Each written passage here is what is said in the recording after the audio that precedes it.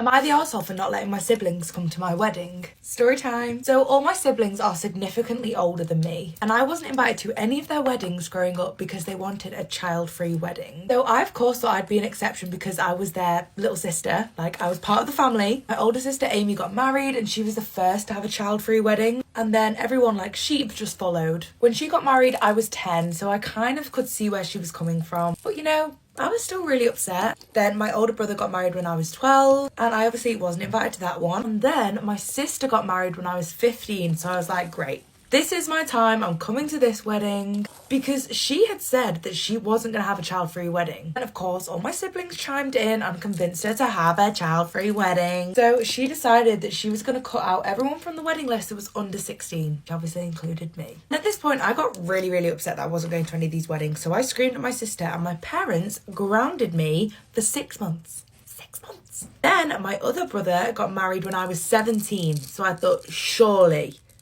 I'm in for this. But not gonna lie, at this point, I was past the point of caring and I was assuming that I wasn't gonna be invited for some silly reason. And of course, I wasn't invited, so I just sent him a really shitty text message that said congrats, and I didn't say anything else about the wedding. The wedding was happening, I just stayed in my room all day with my now soon-to-be husband. So I decided to get a little bit petty, and since I'm now getting married, I decided that none of them were allowed at my wedding. But when the invitations went out, and obviously they didn't get one, they turned up at my house. Ariana, what are you doing here? So I very simply explained, you didn't want me at your wedding, so now I don't want you at mine. I explained that it really upset me that I didn't get to see any of my siblings get married, and now they should feel the same way. Their excuse.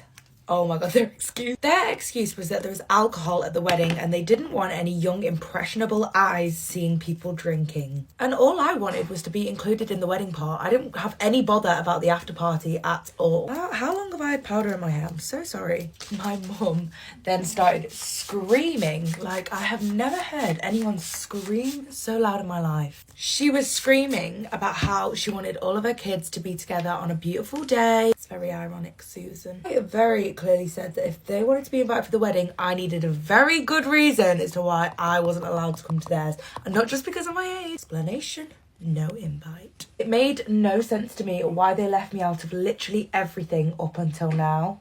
Bit of an awkward silence. Then the truth came out. I wasn't actually their sister. I was actually their cousin. My jaw hit the floor. So apparently my dad was raising me, but when he passed away when I was 2 months old, they had no clue who my mum was. And that was when I was passed over to be raised by my uncle, so my dad. And when I was young, apparently I required quite a lot of attention. So my brothers and sisters started resenting me quite heavily. My brother Steve even went as far as to say that he hated me for that reason. My parents admitted that they were really ashamed that they had never told me. And I just didn't know how to deal with this, so I got up and left. Drama was too much for me. So what do you think? Am I the arsehole here? I'm going to tell you about the best scammer on the internet. This guy scammed me so bad. You would think at this point, the amount of time we've been on the internet, we're unscammable. You could look at a profile and you're like, that's fake. You look at an email, you go, that's a scam. You get a text, you get a call, you're like, fake, catfish, no chance. I know what this is. This guy absolutely fooled me. He got me so bad. This was about a year ago. I was on a budget. I was slowly accumulating this equipment and he scammed me out of my shoes, dude. This guy got me so good and I'm going to tell you exactly how he did it. So at the time, I was trying to buy cameras on OfferUp, and usually you could tell when they're scams. I find this nice Sony a6300 and he's selling it for $750. Reasonable price. Usually the scammers will try to put the price lower. Try to get a quick 200 out of you. So right there you go, oh no, this is priced at the right price. He's an older gentleman. Immediately I'm like, why does this older gentleman have such a nice camera? So I'm like, hey, I would like to buy your Sony a6300. And he's like, absolutely. And I'm like, yeah, $750 sounds good to me. He's like, I got this this camera. My nephew was asking for a DSLR camera because he wants to be a YouTuber and he hasn't used it at all. So I'm just trying to get rid of it, just get a little bit of my money back. And he gives me his Facebook marketplace thing. And he's like, hey, so let's do the transaction on Facebook so you know it's legit. Cool. I'm like, okay, that's good. I get a profile. I go to this guy's profile. This is a nice older white gentleman from South Carolina. He's going to ship it. He's telling me, he's like, I'm new to online selling, so bear with me. Flawless English. He has his wife in it. He has his nephews in it. He has an entire family. His profile picture, his slide thing, filled with family photos. I'm checking the dates on this thing. His friends, not too many friends, older guy. Why would he have so many friends on Facebook, right? The wife that I see in the pictures, profile. I'm like, okay, cool. Wife, profile, legit profile, pictures of her, multiple pictures with the same kids, same family. Nephew. Oh, this is the nephew. This is the nephew. Legit profile. Goes to this high school. The high school connects to like where he's going. This family is legit. That kid wants to be a YouTuber. Didn't have the discipline to do it. All good. This is legit. His family tree on Facebook was a family. This man had been scheming for years. He goes, hey, I'm going to go to the post office. I'm going to ship it to you and just Zelle it to me. I have this guy's phone number. And he's like, let's just do it this way off the platform. All good. He goes, I'm at the post office right now. Confirmation. The email's coming to you right now. I see the email and it has like at upstracker.com. Even the email on there is like legit. And I check the tracking information, goes to a link and it has tracking. It has my email address and my name and like a tracking number. And you click the tracking number and it pulls to a page and it's like estimated delivery, blah, blah, blah. I'm like, oh, okay, perfect. He sent it. I'm not trying to scam an old guy. I feel bad. I'm like, I could easily just not send this money right now. And this is coming my way anyway. But I'm like, of course. Sends me the Zelle link. I just Zelle it. Cool. I don't even get a notification for spam. Not, something like, oh, this kind of looks like a scam thing. All good. Send him the full price for it. Radio silence, okay? But this is where it gets really interesting. I wait a day or two. I go and click the tracking information. Now the page doesn't exist. And I'm texting him and he's like, no, it's on the way. So I'm like, okay, fine. Like, he's still texting me.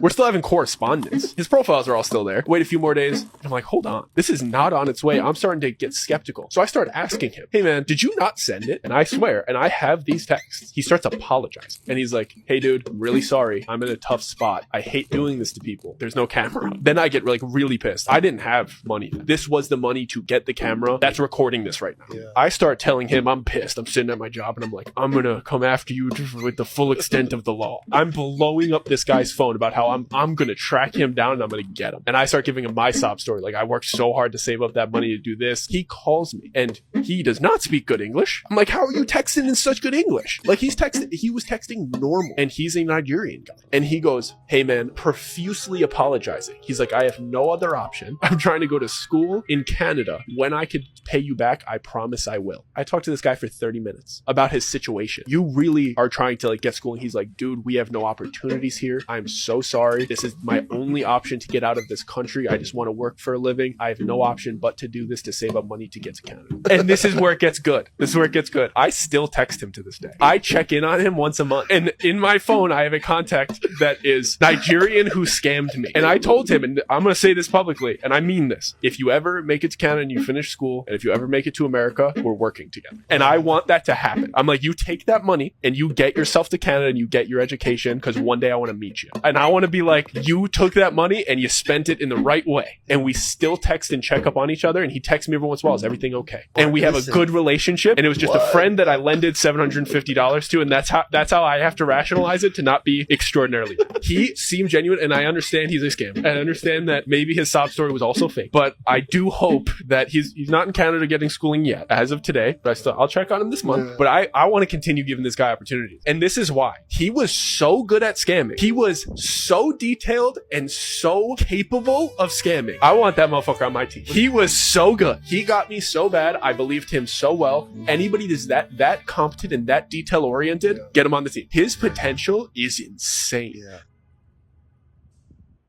I just went on a first date and it was fucking horrible, man.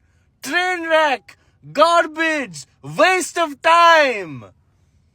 It blows my mind how fucking crazy people are and how shitty the dating pool is. You've got to listen to this. I matched with a lady, crazy lady. Let's call her Sydney on Bumble. Now, you must be thinking, Zokr, why do you keep using Bumble? Why do you keep using dating apps? Because you know what? You can't lose hope. You never know. You never know. I come across Sydney's profile and I'm like, wow, she's very cute. She messages me first and she was like, hello, how is your day going? Even though that's one of the most boring fucking responses you can ever say on a dating app. But understandable, respectable. I responded. I said, I just took a shat. How was your day? And she's like, oh, it was going well, just finishing up work. I'm like, wow, that's cool. What do you do for work? And then the conversation goes from there. I tell her, hey, let's get off the apps. What's your number? We start texting. She has an iPhone. Green flag. I also noticed that she has her Instagram handle in her Bumble profile. So I did some detective research and I looked up her profile. Now, she was on private. Her bio says mom to baby, let's say Charles, R.I.P. dad, and it has the date. I'm like, okay, all right. She's a mom, lost her dad, getting those details, whatever. Moving on. So Sydney and I are talking for a little bit, talking about movies and shows and all that interesting stuff that you talk about in the talking stage leading up to the first date. So I planned for our first date tonight. And I said, hey, let's grab a drink and some food. You hungry? And she's like, yes, I could eat anything. Let's do it. I said, okay. I sent her the name of the place. I told her what time. I said 7:30. Be there, be square. She's like, perfect. She calls me at 6:30 saying, hey, I'm here. I said 7:30, not 6:30. She's like, oh, well, I'm already here. I'm like, okay, don't worry. I'm rushing to get out of the door and head on to my way to go see her. Now, I meet up with Sydney at this American restaurant, and she looks 10% of what her photos look like. Now, did I panic a little bit and start thinking multiple things? Yes. Did I also think that maybe what if she's a serial killer? Yes. And also, did I think about if she may be hiding things about her personal life, if she's hiding about what she looks like? And yes. I kid you not, she looked 10 to 15 years older than her actual photos on her Bumble profile. Just throwing that out there. But I brushed it aside. I wanted to get to know her for who she is, see how it goes. And I met her and I was like, hey, how's it going? How you doing? I'm Zakir. Nice to meet you. She's like, hi, I'm Sydney. So great we got to finally do this. I'm like, me too, lady. So what I noticed from her profile was that she had very longer hair. It was more voluminous. And when I met her, shorter hair. Let's just say she had the Karen hairstyle. We walk in, the host takes us to our table. We look at the menu. I'm like, hey, is there anything that catches your eye? Anything you have in mind that you want to get? She said, oh, I'm not too sure. I might do, something small like an appetizer, like maybe the fried pickles or maybe some calamari. I'm not sure. So then I said, feel free to get whatever you want, lady. Anything you want, just get it. Not actually, but I was like, oh yeah, feel free to get anything you want, whatever you like. She was like, I think I'll do the fried pickles. I'm like, okay, cool, sounds great. I call our server over, and she's like, hi, what can I get for you? And Sydney goes, is there any chance that you can serve me 53 fried pickles? 53 pickles on one plate. And she said, you want 53 fried pickles on a plate. There is 6 fried pickles in one order. 6 fried pickles in one order. And she wanted 53. And she said, yes. Lady, 53 is not even a multiple of 6. How the fuck are you gonna goddamn do the adding, subtracting, dividing, multiplying to get a 53 on one goddamn plate? Lady, are you fucking crazy? So our server starts getting stressed out and she's like, let me go check with the manager and see if we can do that and fit it all on one plate. And Sydney goes, why can't you just fucking put it on a plate? It's not that hard. And I'm like, okay, maybe she secretly is a Karen. Ha ha ha, crazy lady. Our server walks off and I tell Sydney, I'm like, look, I don't think that was cool the way you talked to our server like that. Extremely inappropriate. I'm not going to tolerate that. She was like, well, I'm sorry, but I just got heated in the moment and the customer's always right and I'm an advocate for that. I'm like, okay, I'm a little pissed off. So I passive aggressively ask her and I'm like, what's so special about the number 53? You could have chosen any fucking number in the universe. And why did you pick 53 for the amount of fried pickles? She said, I don't know, I just like odd numbers. Lady, you are a fucking odd number yourself. How about that, lady? So our server brings 53 fried pickles across 4 plates. Not 1, 4 plates. And she's happy. Life is good. The date can carry on. She's enjoying her fried pickles. I'm enjoying my sliders and basket of fries because I like that kind of shit. So then she asked me, she said, so do you see yourself like having kids at any point? I said, with the right person, I would be open to having kids, seeing how it goes. But if it's not on the cards and I'm happy with the person I'm with, then life will be good. I was like, how about you? Do you want kids or have any kids? And she's like, no, I don't have any kids. And mentally, I'm like, fucking liar! And I'm like, okay, interesting. In my head, I'm like, I have to find a way to leave this date because I don't feel comfortable with someone who, A, wasn't true about how they look, B, was rude to our waiter, C, lied about having a kid, saying that she doesn't have any kids. It's time to go. So I said, excuse me, I'm gonna go to the bathroom. BRB. Went to the bathroom, I freshened up, I came back out, I see our table, and it's completely cleared out. I was surprised the table was still fucking there, knowing her. I walk back to the table and I see a piece of paper, I'm like, what is this? And it's the check.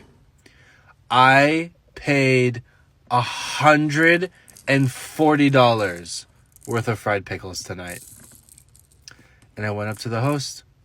I said, she took the fried pickles home, didn't she? She said, yes. There was no sight of Sydney. And I am furious. But I still have my health. Mental health is a little bit on edge. It's fine. No big deal. But I really needed to tell TikTok about this because I am on my last straw with dating and I'm reaching my breaking point. So just thought I'd let you know, be careful of crazy people, the crazy ladies and the crazy gents, and stay positive, everybody. Am I in the wrong for leaving her because she made me wait for sex? I'm 26 male and she's 26 female. I've been seeing a woman for 3.5 months and things were going great except for the lack of sex. Now, I don't mind this because she said that she really likes being with me and is interested in building something long term and wishes to take it slow. But then last Friday we were making dinner at my place and having drinks and the awkward topic of our past came up. I didn't bring it up. She did, asking about exes and whatnot. Then she admitted that she hadn't dated for a while. So out of curiosity, I asked how she was getting her needs met and she mentioned having friends with benefits from time to time. Okay, fine, it's not serious. But then she continued and is like, I can see it's bugging you, before spilling her guts basically. I didn't press her. She spilled. Again, she spilled. And I just stood there awkwardly cooking and having my drink. She starts telling me how she knows it probably bothers me that we've not had sex yet, but she really likes me and it's been years since she was in a relationship or even felt such a connection with someone. And she's been worried that I'll think that she's a SLUT or something if we slept together too quickly. Then from there, she goes on to talk about how she had lots of sex between her last relationship and now, which is a period of nearly 5 years. And every time she did hook up with someone new, it made her feel like she was losing a piece of the woman that she was, who just loved romance and wanted to be with one guy, but she was young and figured that she would explore now rather than dealing with such feelings later when she found a great guy. So I asked her if they were all friends with benefits and she said no, that she had a number of one-night stands from when she would go clubbing and partying, hookups from dating apps, plus all the dudes that she slept with more than once who she also met under those circumstances, plus on social media. And she said that she slept with all of them very quickly, often on the same day or night or within a couple days max. At this point, I was feeling extremely jealous, I won't lie, because I do like her very much and we've been having a good time without having sex. But knowing that she slept with so many guys very quickly but held off because we're serious annoyed me. I haven't had as many partners as she's had, but I've slept with past girlfriends and friends with benefits, and outside of my first girlfriend from high school, didn't wait with any of them more than a couple weeks. I guess it instantly bothered me that she was willing to sleep with all these dudes, but when it's serious, she wants to wait. But it's still her choice, I guess. Out of annoyed curiosity, I asked if she'd slept with anyone prior to us meeting and talking, which was a month before we got together. She said yes, that she dated one dude briefly for a month and they slept together the whole time earlier this year, but it wasn't serious. Then she admitted to having sex with another guy a couple times just before we got together. So during the period we were speaking but not dating. At this point, the tension is ridiculously high and she's apologizing and telling me how she's so sorry and knows that I'm mad because she can see. I tell her to drop it because it's not going to do us any good to continue the conversation. We have an awkward dinner, then later that night she asked if I'd like to have sex. A day earlier, it would have been an enthusiastic yes. That night, I felt like she was just guilty and trying to make me feel better. I turned her down and ended up sleeping in the spare room of my place. When she left the next day, I spent all day feeling sick. It bothered me a lot. My mind was filled with all sorts of shit. That evening, I sent her a message telling her I didn't think it'll work out and I explained that I just don't see anything for us down the road.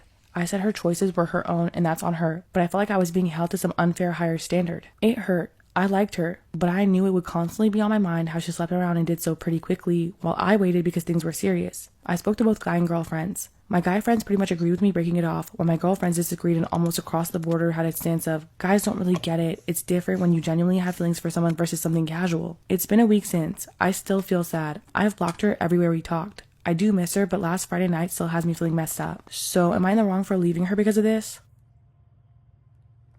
I found out my friend's husband is cheating on her, but she still believes his lies.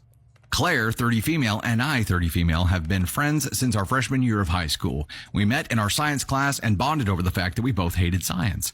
We both had other friends, but we became each other's best friends. We talked for hours on the phone almost every night. We dressed up as duos for Halloween. We went to college together, roomed together, roommates after college. You get the idea, we were besties. She had a younger brother and I had an older brother, and we became the sister we both never had. Sounds cliche, I know, but we considered ourselves lucky that we had our science class together that year. Her parents were in the middle of a divorce, and I think it helps her to have someone understand and talk to her about it. She met her now husband through a coworker. They started dating 5 years ago and have now been married for 3 years. He was good to her and made her feel loved, and I never had any issues with him. They seemed happy together. Last week, Claire asked if I wanted to grab dinner because she wanted to talk to me about something that had been bothering her. She told me she felt like her husband was having an affair. She wanted me to help her figure out if her husband was cheating on her. Claire said she knows the consequences of accusing him without proof, but she has this gut feeling that she can't shake. We made a plan for me to follow her husband on the night he had to work late. I understand how crazy this sounds now that I'm writing this out, but stick with me. I agreed to her plan, and she said he told her he had to work late Thursday night. I didn't have any concrete plans and was able to do what she needed. Well, I confirmed her suspicions. He left his office and met up with a woman at a hotel bar for about an hour, and then they went upstairs to a room. I assume he was touching her leg at the bar. She was laughing with him and putting her hand on his shoulder. I would be uncomfortable if my boyfriend was at the bar touching another woman like this. I am not married, so correct me if I'm wrong, but it just felt too comfortable. I snapped pictures of his hand on her thigh and of them walking to the elevator to go upstairs, and then I left. I went to my friend's house, and she was beside herself with the evidence. I sent her the pictures so she would have them on her phone. I never heard back from her that evening. I called her the next morning, and my call was declined, rang 2 times, and went to voicemail. I texted her and did not hear anything back. By lunch, I was concerned and called again. Declined, sent to voicemail. I called her office, and she was out of the office today, but I could leave a message. She lives too far from my office to stop by on my lunch break. I heard nothing all afternoon, and I was genuinely concerned for her. We normally talk at least once throughout the day. I went directly to her house after work. Her husband answered the door. She was standing behind him, crying. He said he knew that I had fabricated pictures of him at a hotel and sent them to his wife. He said he was disgusted that I would try to break up their marriage. From behind him, Claire yelled something like she trusted me and couldn't believe that I would try to ruin her marriage, and that his colleague confirmed to her that he was at work until 10 p.m. She didn't understand why I would make fake images of her husband at a bar. He said he always knew that I didn't like him and I was just waiting for an opportunity to get him out of the picture, which is completely untrue. I have never had a problem with him until recently when Claire told me her concerns, and I agreed that he had been acting differently.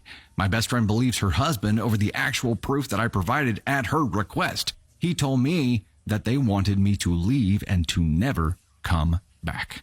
I was in freaking shock. So now I am here, completely heartbroken, asking what I should do. My friend is being cheated on by her husband. His reaction confirms that I am 100% certain of what I saw. I didn't fabricate pictures to try to break up their marriage. My friend asked me to do something, and I did it. She's been my friend for 15 years. She was basically my sister, so I didn't hesitate.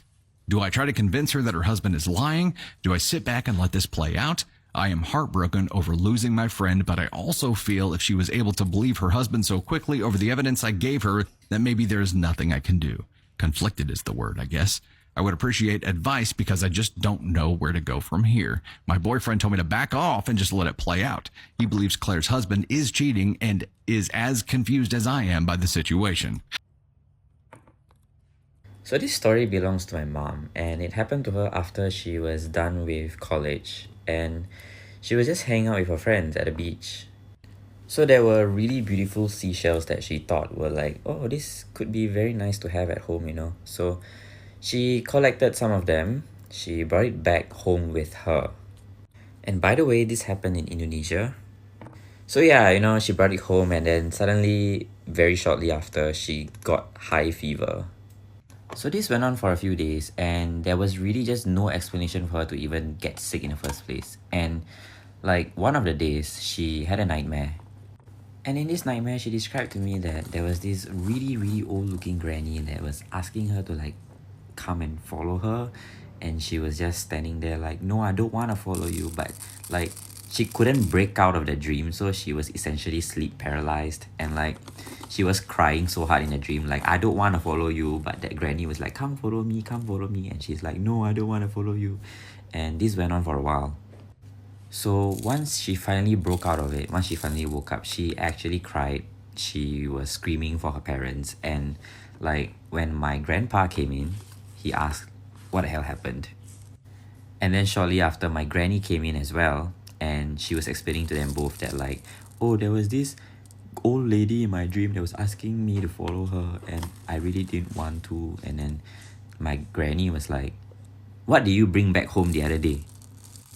And so she just said that, oh, I brought home some seashells from the beach the other day. And that was when my granny was like, throw it out now. So lo and behold, they threw it out, and immediately the fever just subsided, and then it was like as if nothing happened.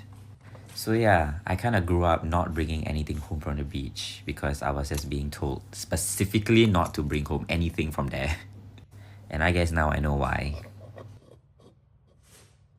A while ago, I was on a date with a girl. We were both really femme, so we went to this really nice bar on James Street. And when we got there, we were waiting to be seated, and like no waitress or anything came, so we were standing there for quite a while. And after standing there for about 5 minutes, this guy yells out, like not someone that works there, just someone that was like at the bar. He yells out to the waitress like, oh my god, can someone seat these hot chicks? And I was like, oh no, Cleo. Because I just knew that was not going to be the last time we heard from this guy. So anyway, the date is going well. We're both sitting there just like chatting away, getting to know each other. And we actually weren't even drinking that night because it was like a Wednesday night. We both had work in the morning. And so the waiter kept coming over and asking us if we wanted any drinks, and we're like, no, we're all good. And I think it was like on the 4th time that he came over, he asked the girl I was on a date with for her number, and she was like, oh no, we're actually on a date, like gestures to me. And the waiter was so embarrassed, which like I did feel for the guy because he wasn't to know. So anyway, the date continues, we're talking, all that jazz, and then another guy comes over to us and asks if he can buy us both drinks, and we were like, oh no thank you, we're actually not drinking tonight. And this guy then started to get like a little bit pushy. He was like, well no, I'm buying, so like what do you guys want? And we were like, no, we don't actually want any alcohol. Especially after he was being so intent on it, I was like, well now we're definitely not taking a drink from you, because like why do you want us to drink so bad? Before I even got a chance to say anything, my date looks at him dead in the eyes and goes, look,